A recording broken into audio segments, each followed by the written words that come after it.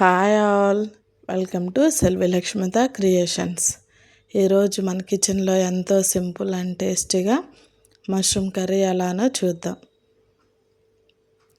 ముందుగా స్టవ్ వెలిగించి కుండ పెట్టుకొని దానిలో కొంచెం ఆయిల్ వేసి ఆనియన్స్ వేసి కరివేపాకు వేసి గోల్డెన్ కలర్ వచ్చే వరకు వేయించుకోవాలి.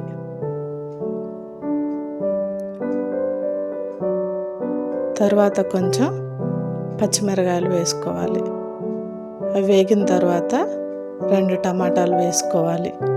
వేసుకొని ఆయిల్ పైకి తేలే వరకు వేయించుకోవాలి. తర్వాత దానిలో కొంచెం సాల్ట్ వేసుకొని ఈలోపు మష్రూమ్స్ని ఒక 5 టైమ్స్ క్లీన్ చేసుకొని పక్కన పెట్టుకోవాలి.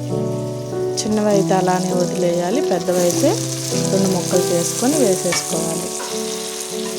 ఇక్కడ గుర్తుపెట్టుకోవాల్సింది ఏంటంటే మనం మష్రూమ్ వేసిన తర్వాత మూత పెట్టి అలానే వదిలేస్తే దాంట్లో ఉన్న వాటర్ అనేది బయటకు వస్తుంది.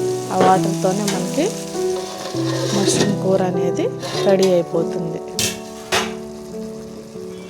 అలా బయటకు వచ్చిన తర్వాత వాటిని మగ్గనిచ్చిన తర్వాత కారం 2 స్పూన్స్ వేసుకొని ఇంకొంచెం కదుపుకొని మూత పెట్టేసుకొని మగ్గనివ్వాలి.